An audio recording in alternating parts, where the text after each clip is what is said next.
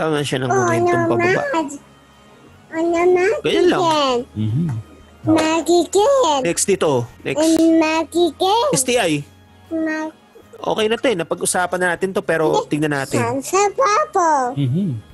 Ayan no. Ganda na STI talaga. Oo. Pangit lang talaga ang volatility pero pag sinabing volatility yung traded pangit pero ngayon laki oh. Laki ngayon. Ayun no. Diyos ko po. Panginoon. Medyo nag-higher low siya. Pero yes. Yung resistance lang. Ayan. Para sa akin yan na resistance. Ganda yan, sir. Ganda yan. Ano ka na ba? Sold ka na dito? Sold ka na? Ay, hindi pa. Hold mo? Kakabili lang eh. Hold ka lang. Okay. O yan, sir. Yan lang ang iingatan mo dyan. Yan lang mindful ka. Mindful ka lang talaga dito. Dyan. Dami kong whipso this week. Dami kong whipso. Okay lang. Okay lang sa akin. Kasi parang hindi siya nag-move accordingly. Parang gano'n. Yeah, sa green, ang aga ko nag-sell. Gumalaw pa siya ng 15 centavos. Aga ko nag-sell. Oh. Nag-sell ako agad. Tapos nag-move siya ilang days. Nag-move siya ng 15 centavos. Like 10% to 12% yun. Malaki yun. Oh. Whipso ako. Diba? Whipso. Tapos hindi na ako nag-buyback. Hindi na ako bumili.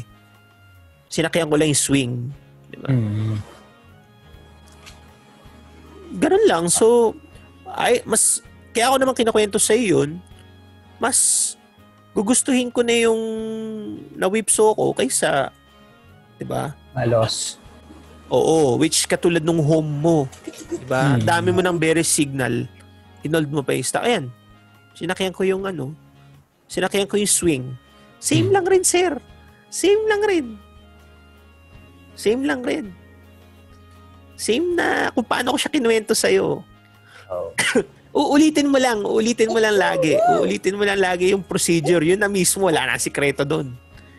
Ay, sukatin mo to. Pagkasukat mo, o yan na. Karoon na ng trade idea. Maybe. Oo. Ayos na. Diba? Pero yun lang, maaga nga ako nagbenta. Ganyan lang ginagawa ko, sir. Ganyan lang. Oo. Hindi na sikreto yan. Oo. Nakita na sa YouTube yan eh. Oo eh. Alam na sa YouTube yan eh. Repeat lang ng repeat. Actually yun. Oo. Schedule tayo ng pero ayusin ko na lahat ng mo, ng journal mo. Oo. Tapos i-recreate ko. I-recreate ko. Okay. Tapos I'll also trade kung makita ko kung magagawa ko ng maayos or what. Diba? Alin? Hindi, yung mga ganong klaseng trade, yung parang hindi ako papasok sa maling setup, na parang downtrend, maraming signal na pababa pa, pero papasok. Oo, kasi sir, pero kasi nung pinlano mo yung home, hindi mo lang talaga siya nakita. Hindi mo lang siya talaga nakita. Parang mas doon ka sa idea, paano ko ba sasabihin? Yung focus ka doon sa idea ng setup na, basta Fibonacci 78.6, retracement, alam na natin yung ganun, magbabound siya.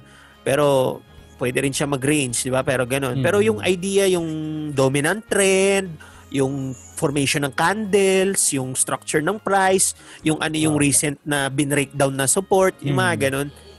Nandun yun eh. Kasama yun eh. So, yun lang. So, pero maliban doon is yung pinakita ko sa yung mga idea kanina na posibleng mag-ano sa iyo na pwede pala ako mag-trade na mas matagal. At the same time, hindi ako nalulugi.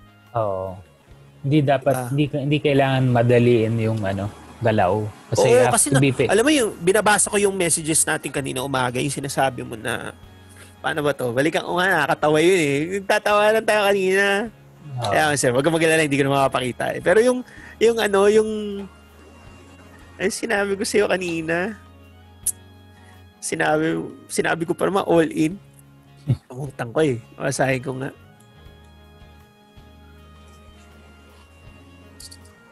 Tinanong mo sa akin kung pumasok ba yung IDC sa watchlist ko. Tinanong mo sa akin, ito na lang, di ba? Tinanong mo sa akin Kung pumasok yung watchlist ko sa IDC kahapon, hindi. Hindi, ang sagot ko hindi. Which sinagot ko na kanina, di ba?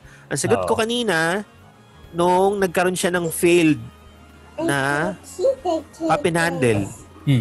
Failed cup and handle, di ba? Yun eh. Asan yung failed cup and handle dyan? To, this one. Failed. Failed yan for me.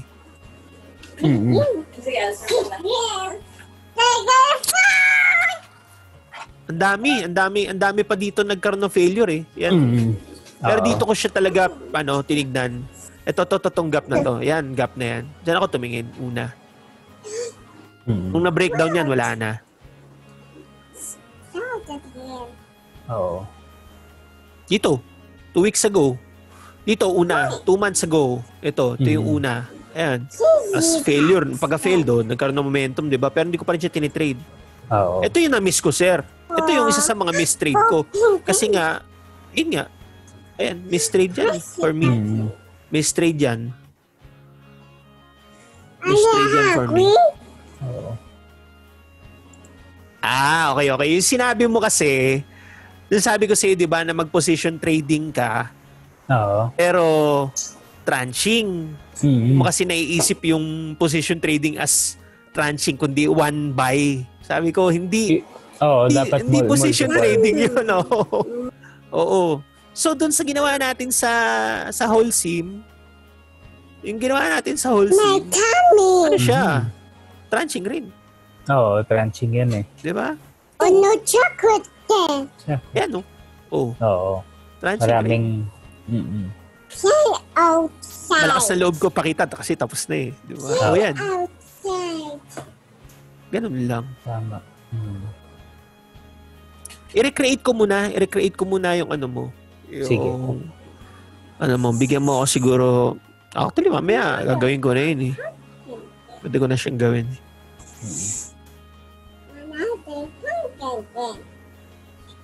Masabi mo, sir?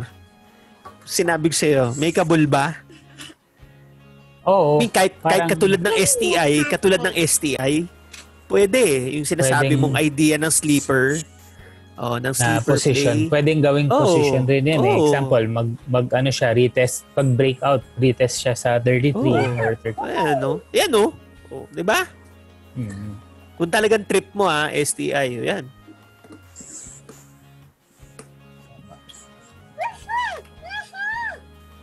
I mean, hindi nagpipick up yung volatility nito. Same pa rin.